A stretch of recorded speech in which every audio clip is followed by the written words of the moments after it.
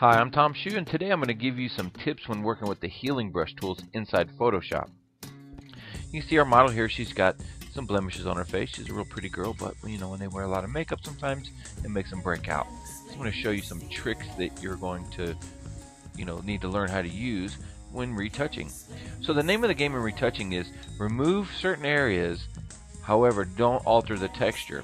Well, at least try to alter it the least as possible.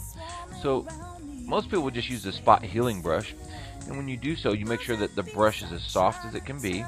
See, we're at 0, so we have a nice soft edge, and you come in and you just kind of paint over these areas. Now you can see that sometimes it doesn't get it, and when you come back through, it kind of alters the texture. So let's back off this. One of the tricks that you can do is drop your mode and go to lighten. And watch what happens now. When we paint over this area, you can see that it left that light area on the face and it didn't alter it. Now if you get an area where you have that dark area, you can come down and choose darken, and then when you clone over that, you can see that it works with it and gets rid of it. Now remember, we're going to be running portraiture. Our whole goal is to remove the blemish and leave the texture so that we have an even retouch when we run our portraiture filter or whatever you're blending or skin softening filter that you're going to use.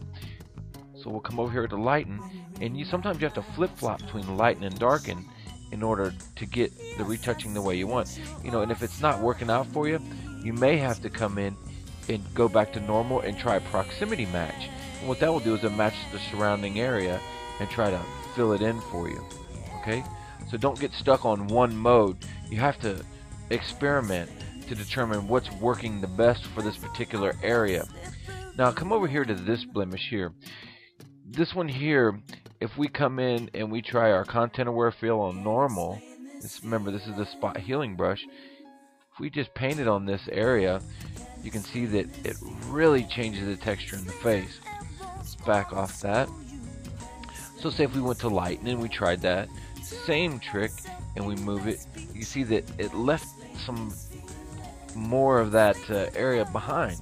So if we try our darken and we'll run through that, you can see what happens. It got rid of it, but it left some of that darken area, and you might be able to finish it from that point, but there is a better way. We can even try our proximity match, and you come in here and you can see that we've got this dull patch on the face.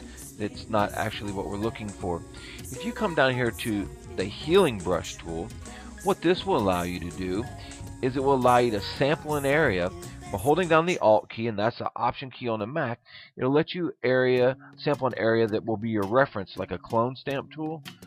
And then when you come in and heal with it, it gets rid of it. Okay, so you can resample. So we want to come down to a darker area of the face. We're going to sample down here, click, and paint, and it now has removed our blemish without affecting the texture on the face, or at least minimally impacting the texture on the face. So don't get stuck with one tool. Use them all. Change your blending modes and change how this actual tool samples the background, whether it's going to be through content aware or proximity. Now create texture I haven't had a lot of luck with when I'm doing retouching. However, you can try it on landscapes and things like that, maybe things with a pattern in it, clothes, stuff like this that you may be trying to get, say, lint off of clothes or something like that. So that's it. That's all we have today. I want to thank you all for taking time to visit today, and until next time, we'll see you soon.